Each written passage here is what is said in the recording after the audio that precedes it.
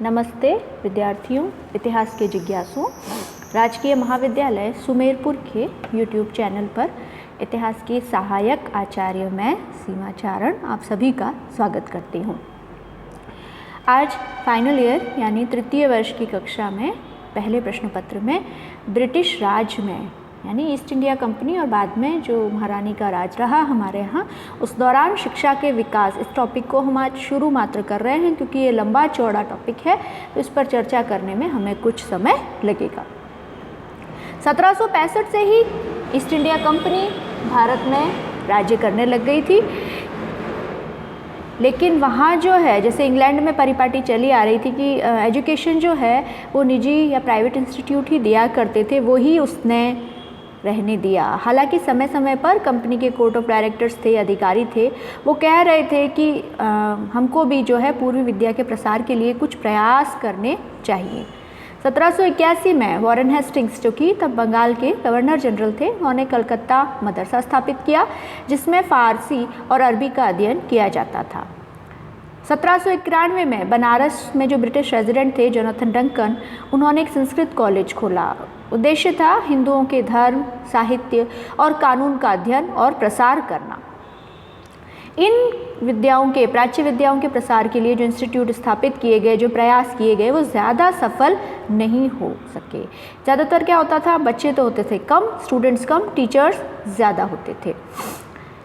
ईसाई जो धर्म प्रचारक थे, जो पादरी आए, अलग अलग कार्डिनल आए, उन्होंने जो है इस व्यवस्था का विरोध किया कि आप एंशिएंट क्या पढ़ा रहे हो, प्राच्य क्या पढ़ा रहे हो, नई चीज़ें पढ़ाओ, साइंस पढ़ाओ, इंग्लिश पढ़ाओ, कानून पढ़ाओ, जो कि आज के समय में काम की है।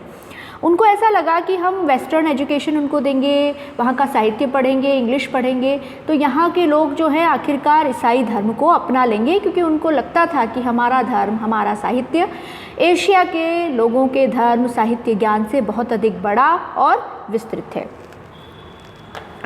1800 में लॉर्ड वेलेस्ली ने कंपनी के जो अधिकारी आते थे बड़े बड़े, उनके एजुकेशन के लिए फोर्ट विलियम कॉलेज बनाया, वो भी जल्द ही बंद कर दिया गया। 1813 तक, 1765 से East India Company Bengal, Bihar, Orissa में शासन कर रही है, लेकिन 1813 तक उनका ध्यान इस ओर नहीं गया कि हम जहाँ का शासन कर रहे हैं वहाँ कम से कम कुछ तो हमें एजुकेशन के क्षेत्र में, शिक्षा के क्षेत्र में खर्च करना चाहिए। 1813 का जो चार्टर आया उसमें कहा गया कि 1 लाख रुपया भारत में एजुकेशन के प्रसार के लिए, विद्या के प्रसार के लिए दिया जाना चाहिए। ये जो पैसा है साहित्य के पुनरुद्धार और उन्नति के लिए, भारत के जो लोकल विद्वजन हैं, विद्वान हैं, उनको प्रोत्साहन देने के लिए, और अंग्रेज़ प्रदेशों के जो वासी हैं उनमें आप साइंस की डेवलपमेंट कराओ, विज्ञान दो, इसके लिए निर्धारित किया गया था। सबसे बड़ी चीज़ तो ये थी कि उनको ऐसे कर्मचारी चाहिए थे जिनको लोकल लैंग्वेज फारसी आती हो, संस्कृत आती हो, साथ ही साथ इंग्लिश भी आती हो, जो कि दुभाषीय का काम अच्छी तरह से कर सके। कोर्ट में भी चाहिए होता था और प्रशासन में, एडमिनिस्ट्रेशन में भी ऐसे लोगों की आवश्यकता थी। साथ ही साथ जो भारत के नरेश थे, राजे महाराजे थे, नवाब थे, उनके साथ पत्राचार करने के लिए भी 2 भाषीय लोगों की ज़रूरत पड़ती थी। अब ऐसा हुआ कि 1813 का जब चार्टर आया, इसको खर्च कैसे किया जाए, इस पर ही बहुत बड़ा विवाद खड़ा हो गया। उस वक्त जो प्रभावशाली लोग थे कंपनी के, कुछ लोग ऐसे थे जिनको ये लगा कि जो एशिया का ज्ञान है, जो संस्कृत के उपनिषदों में, वेदों में है, या फारसी में, अरबी में जो ज्ञान दिया गया है, यहाँ के लोकल लोगों को इसी का ज्ञान दिया जाना चाहिए, इन्हीं भाषाओं में पढ़ाया जाना चाहिए। लेकिन एक वर्ग ऐसा भी था जिसको इस तरह की कोई जानकारी नहीं थी। वो कहते थे कि भाई आज पुराने समय की बातें हम क्यों पढ़ाएं, इनको अंग्रेज़ी का ध्यान दो, विज्ञान दो, पाश्चात्य विद्वान को परिचित हो, शेक्सपियर की किताबें पढ़े तो इनका जो है मानसिक क्षितिज उन्नत होगा। इस तरह से विवाद चलता चला जा रहा था। इसमें एक बड़े ही प्रखर व्यक्तित्व जो थे, आधुनिक भारत के निर्माता राजा राम मोहन राय, उन्होंने कहा कि अंग्रेज़ी भाषा ही भारतीयों के लिए सबसे अधिक सही है। 1823 में उन्होंने, जो वायसराय थे, गवर्नर जनरल थे, उनको लिखा कि संस्कृत विद्या से क्या होगा, बच्चों को ग्रामर अच्छी हो जाएगी, अध्यात्मवाद का ज्ञान हो जाएगा, व्याकरण की सुंदरताओं का ज्ञान होगा, लेकिन व्यवहारिक जीवन में ये काम का नहीं होगा। हम वही ज्ञान अपने बच्चों को दे रहे हैं जो हज़ारों साल पहले आ गया था। वेदांत के सिद्धांत आज के संसार में क्या काम के, समाज के लिए उपयोगी नहीं बना सकते। अगर आप चाहते हैं कि हम आज के समाज के आधुनिक विश्व के पग से पग मिलाकर नहीं चल सके तो ये सही बात है, लेकिन स्थानीय जनता को उन्नत करना अगर आप चाहते हैं तो उदारवादी और ज्ञानयुक्त विद्या ही इनको दी जानी चाहिए। आखिरकार 1817 में कलकत्ता के हिंदू कॉलेज को बनाने के लिए अनुदान दिया गया, जहां इंग्लिश मीडियम में, अंग्रेजी माध्यम में शिक्षा होती थी। अब इस विवाद की जड़ ये थी कि लोक शिक्षा की सामान्य समिति थी, जिसमें 10 सदस्य उस समय हुआ करते थे। General committee of public instruction या लोक शिक्षा की सामान्य समिति। एक दल तो ऐसा था जिसके नेता थे H.T. प्रिंसेप। ये प्राच्य विद्या यानी संस्कृत और अरबी भाषा में एजुकेशन देने का ये लोग समर्थन किया करते थे।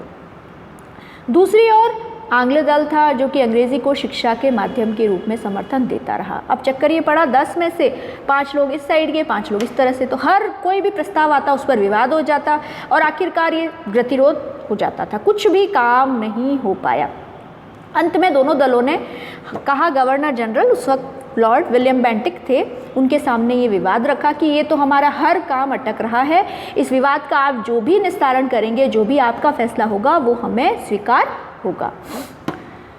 एग्जीक्यूटिव काउंसिल के एक सदस्य थे लॉर्ड मैकाले। इनको गवर्नर जनरल ने अधिकार दिया और 2 फरवरी 1835 को मैकाले ने मैकाले माइन्यूट रखा या मैकाले स्मरण पत्र अपने सामने रखा। ये मैकाले स्मरण पत्र आगे जाकर भारत के शिक्षा के क्षेत्र में बड़ा ही क्रांतिकारी साबित होने वाला था। अब मैकाले के कुछ विचार आप सुन लीजिए। स्मरण पत्र में कुछ बातें जो आपको जानना चाहिए वो बता देते हैं। उनका ये कहना था कि यूरोप के एक अच्छे पुस्तकालय यानी लाइब्रेरी की एक अलमारी के एक दराज में जितना ज्ञान है उतना तो टोटल भारत और अरब के पूरे साहित्य से में भी नहीं है। यानी भारतीयों ने और अरबों ने जितने समय तक जो एजुकेशन ली है उससे ज़्यादा तो यूरोप की लाइब्रेरी की एक अच्छी अलमारी में और दराज में आपको मिल जाएगा। इसके अलावा अंग्रेज़ी भाषा के बारे में उनका कहना था कि जो कोई ये भाषा जानता है उसको उस महान बौद्धिक ज्ञान जिसे संसार के सबसे बुद्धिमान देशों ने पैदा किया है और 90 पीढ़ियों से ट्रांसफ़र होता आ रहा है, उसको आराम से पढ़ने की शक्ति मिल जाएगी। दूसरा, वो कह रहे थे कि शासन अंग्रेज़ कर रहे थे, उनकी भाषा अंग्रेज़ी थी तो ज़रूरी है स्थानीय लोग भी सरकारी कार्यालयों में इसका प्रयोग करते हैं, पूर्वी समुद्र में भी व्यापार की भाषा ये बनने वाली है। ये तो उन्होंने जो माइन्यूट में या मैकाले स्मरण पत्र में जो बातें कही थी वो थी, लेकिन अंदरूनी उनकी क्या भावना थी मैकाले की, इसके बारे में हम ज़रूर बात करेंगे। मैकाले ने यूरोप के पुनर्जागरण का उल्लेख किया और शायद उसने कहीं ना कहीं निजी पत्रों में लिखा है कि वो एक ऐसा क्लास पैदा करना चाहता है भारतीयों का, एक ऐसी पीढ़ी जो रंग से और खून से या रक्त से तो सांवली हो लेकिन अपने प्रवृत्ति, विचार, नैतिक मानदंड और इंटेलेक्चुअल में अंग्रेज़ हो। यानी कि वो ब्राउन इंग्लिशमैन या ब्राउन रंग के अंग्रेज़ पैदा करना चाहता था ताकि कंपनी के जो छोटे मोटे नीचे दर्जे के काम हैं, जो क्लैरिकल काम हैं, उसके लिए अंग्रेज़ ना आए, छोटी नौकरियां भारतीय करें। 7 मार्च 1835 को विलियम बेंटिक की सरकार ने मैकाले का दृष्टिकोण अपना लिया और कहा कि भविष्य में कंपनी की सरकार यूरोपीय साहित्य को अंग्रेज़ी माध्यम द्वारा उन्नत बनाने का प्रयास करेगी और सारे पैसे इसी में दिए जाएंगे। यही मैकाले का सिस्टम था जो आज भी हावी है। आज भी भारत में जो व्यक्ति अंग्रेज़ी जानता है, चाहे उसका बौद्धिक स्तर कैसा भी हो, हम आज भी उससे कहीं ना कहीं मन में ये भावना बैठी हुई है कि वो बड़ा ही इंटेलेक्चुअल होगा, बुद्धिजीवी होगा। अंग्रेज़ी सरकार ने भारत के उच्च वर्ग को अंग्रेज़ी माध्यम द्वारा शिक्षित करने का प्रयास किया। अब क्या मैकाले पूरे भारतीयों को पढ़ाना चाहता था? ये भी एक बड़ा प्रश्न उठता है क्योंकि वो ब्राउन रंग के अंग्रेज़ पैदा करना चाह रहा है, लेकिन यहाँ जो है उसने इनफिल्ट्रेशन की थ्योरी या विप्रवेशन का सिद्धांत दिया। मैं बताती हूँ ये क्या होता है। छलनी, जब हम छलनी में आटा या कोई भी चाय की छलनी में आप चाय छानते हो तो लिक्विड फॉर्म बाहर निकल जाती है और सॉलिड वहीं अटक जाती है। तो वो कह रहा था जिस तरह छलनी में से छन छन के पूरा सामान बाहर नहीं मिलता, तो एजुकेशन भी हमें शिक्षित तो हमें 5 या 10% लोगों तक ही पहुंचानी है भारतीयों के। ये 5 से 10% लोग आगे जाकर के पूरे भारत को शिक्षित करने का काम करेंगे। अगर संक्षेप में कहें तो सरकार जो है अपने दायित्वों से पूरी तरह से मुक्त होना चाहती थी कि एजुकेशन हमारा दायित्व है। उसका विश्वास था कि अंग्रेज़ी पढ़े लिखे लोग एक दुभाषिया श्रेणी के रूप में काम करेंगे, जो भारत की भाषाओं को और साहित्य को भी समृद्धिशाली बनाएंगे, और जो विदेशों का, वेस्टर्न कंट्रीज़ का विज्ञान है, लिटरेचर है, साहित्य है, उसका ज्ञान जनसाधारण तक पहुंचा जाएगा। इस तरह से मैकाले के सिद्धांत का प्राकृतिक परिणाम भारतीय भाषाओं को अंग्रेज़ी भाषा के सहायक के रूप में बढ़ावा देना था।